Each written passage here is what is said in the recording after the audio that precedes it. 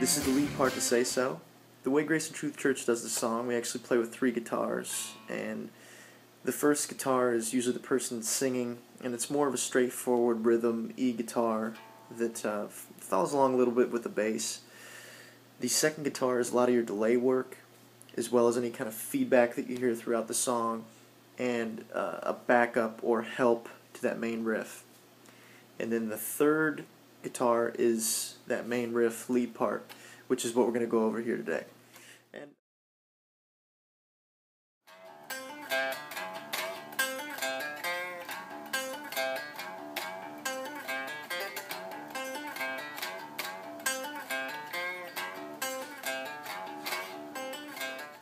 alright, so all we're doing there is you're just going to come to your, we're in drop D, so you're going to go to your drop D string, the top string, 6th string, and you're going to come down to the 3rd fret. You're just going to bend and pull off to open. So that'll just look like this. Okay? Then you're going to come down to the 3rd string, 5th fret. You're just going to do a hammer 2 frets up to the 7th fret. Okay? Then you're going to come up to the 5th string, you're going to do the same thing. 3rd fret, you're just going to go 2 frets up to the 5th fret. Okay? And then you come back to this bend. And then the 4th string, 3rd fret, you can do either a bend or a vibrato, however fast you get your fingers moving. And that's where you're going to end for that part of it. Okay? And then all you do is just repeat that a second time, and then you come back to the same spot, and you're just going to do a trill, which is a really fast sort of hammer. You're going to do it 2 frets up. So, okay? So what that'll look like is...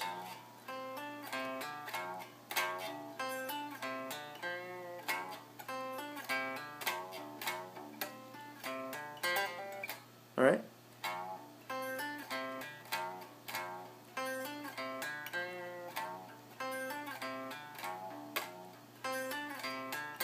Just remember that the second time they play that riff, he just comes back to the 5th fret of the 3rd string.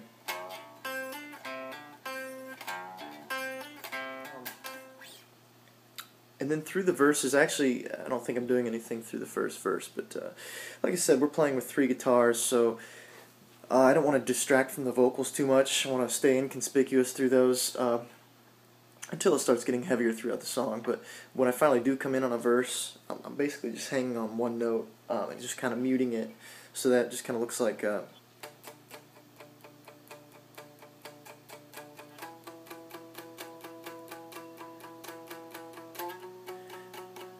I'm on the 5th string.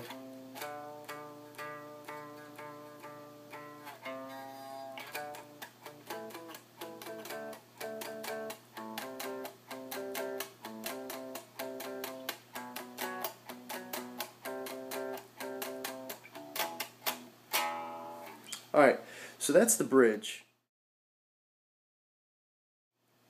And we're in drop D, so our power chords aren't going to look like this, at least not when we're using the drop D string. Instead, they're going to be just kind of a bar chord.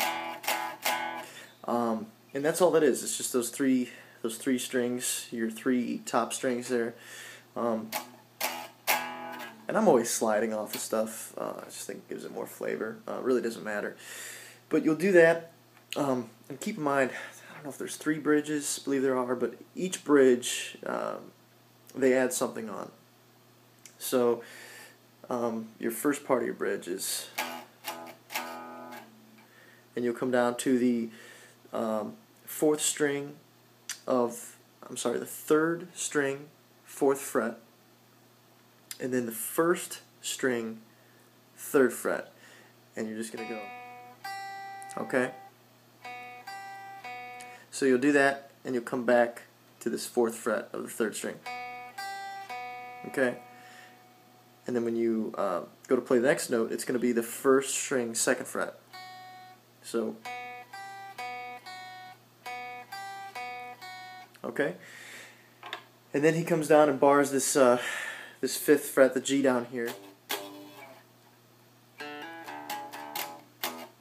Okay? And all that is your 4th string. So you're just going to do a hammer on that one. Just hammering down. And then you go to your drop D string and do the same thing. You're going to pluck that one a second time. Okay, so let's try that again.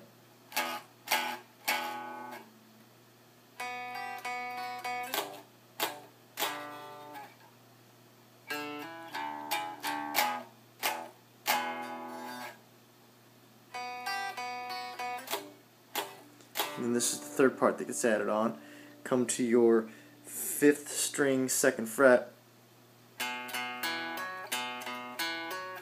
And all I'm doing there is just playing that 5th string 2nd fret, and then I'm doing a hammer on the 2nd fret of the 4th string 2 frets down. So, okay, so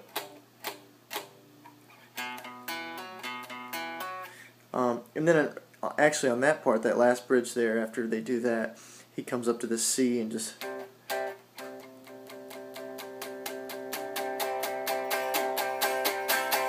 may build on that. So those are the bridges. You just have to listen to it each time they do a bridge. They'll come down to this G. Not each time, but sometimes they do the bridge. They'll come down and they'll just build on that G. Alright. Now the chorus. The chorus, you're going to just bar these bottom 3 strings of the 5th fret right here. You're going to take your ring finger and you're going to put it on the 7th fret of the 4th string, and then you're going to play the 5th string open, that A. So that's that chord.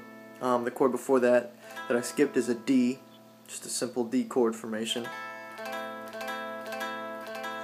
And then for the next chord, all you're going to do is put your pinky down here and bring your index finger up and bar this 5th fret, and you're just going to play all those strings, all those notes.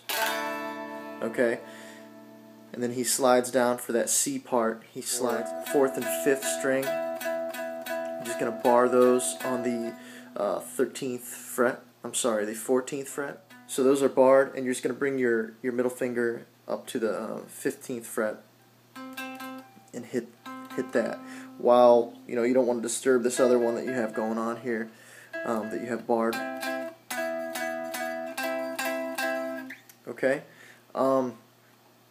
So what that looks like.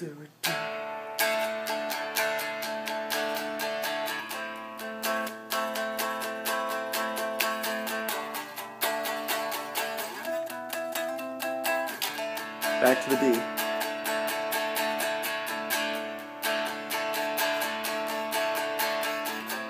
Sometimes you can add this little accent.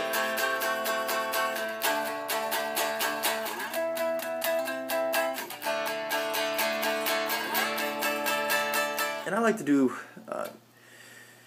especially on bass, but even on guitar, I like to do as many slides as I can, where we just hang on the D. So you can slide up to this 15th fret. Actually, it's the 15th fret of the 2nd string and the 14th fret of the 3rd string. And if you just play those two together, you can play your 4th string open. And, he also does, I think, the first one. He comes down to this 7th fret and just goes between the 7th and 8th fret. Just does one of those at the end of it.